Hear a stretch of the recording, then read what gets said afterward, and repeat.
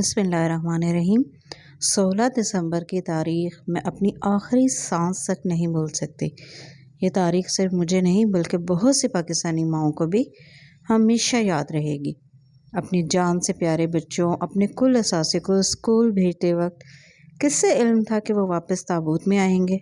16 दिसंबर के इस सानहे के बाद मुझ जैसी बहुत सी माएँ एक खौफ में जकड़ गईं। इस खौफ की शिद्दत वक्त के साथ कम तो हो गई मगर ख़त्म नहीं हुई।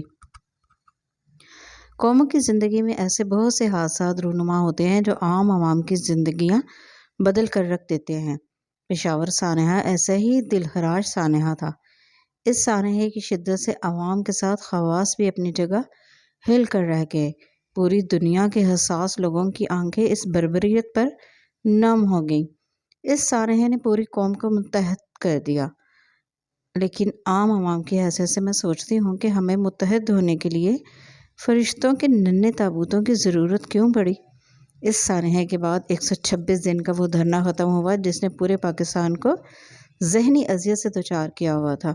धरने की खून आशाम बला मासूम फरिश्तों का खून पीकर मुतमईन हो गई और सब एक मेज़ पर बैठ गए।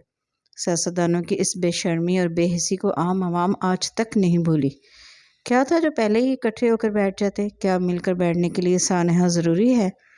इन्हीं दिनों वो वीडियो भी नज़रों से गुजरी जिसमें एक बूढ़ा सियासतदान शेरवानी पहने नई नवेली दुल्हन के साथ फ़ोटोशूट करवा रहा था। और फिर जब अपनी दुल्हन के साथ पेशावर स्कूल पहुंचा तो एक माँ के चीखते रोते सवाल आज भी कानों में गूंजते हैं। पाकिस्तान पिछली कुछ दहाइयों से हमावक्त हालत जंग में है। दहशतगर्दी का नासूर काट कर फेंकने के बाद फिर सामने आ जाता है क्योंकि अगयार से पाकिस्तान का वजूद और सालमियत बर्दाश्त नहीं होती।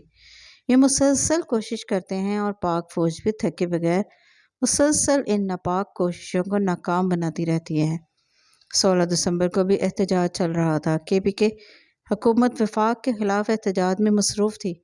इस वक्त का वज़ीर आला परवेज़ खटक धरने में नाचने और तकरीरें करने में मसरूफ़ था और दुश्मन घात लगाए बैठा था। और आज भी तहरीक इंसाफ का यही वतीरा है। इन्हें हमेशा एहतजाज और यलगार करने की आदत है।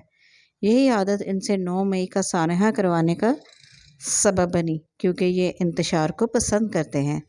जब आप अपने मुहावज़ों को सरहदों के साथ मुल्क के बेमकसद मसाइल में उलझाएंगे तो सानहे ही रोनुमा होंगे। पाकिस्तान की हिफाजत अल्लाह रब्बुल इज़्ज़त के बाद पाक फ़ौज के जवान करते हैं। अपनी जानों का नजराना देते वक्त दूसरा ख्याल जहन में नहीं आने देते। सर्दी की बर्फ़ानी रातों में सरहदों पर जागते हैं और हम आम आवाम गर्म कमरों में अपने गर्म बिस्तर पर बैठकर मोबाइल फ़ोन या लैपटॉप चलाते हैं। भाप उड़ाती चाय या कॉफ़ी का सिप लेते हैं। ड्राई फ्रूट खाते हुए कहते हैं कि फ़ौज के ख़िलाफ़ ट्रेंड कौन सा चलाना है, किस बात पर तनकीद करनी है। क्या ऐसे लोगों का ज़मीर ज़िंदा है? ज़रा सा भी एहसास जागता है? मेरी साहिब इक़्तिदार और आम आवाम से सिर्फ़ इतनी इल्तिजा है कि अपनी फ़ौज को थकाएं ना, इन पर बेमकसद तनकीद करके इनका मोराल ना गिराएं। इन्हें सराहें, अपनी बेलौस मोहब्बत से इन्हें हौसला दें क्योंकि आपके नाम नहाद लीडर्स आपकी खातिर ख़ुद को खराश भी नहीं लगने देंगे। जान देना तो बहुत दूर की बात है।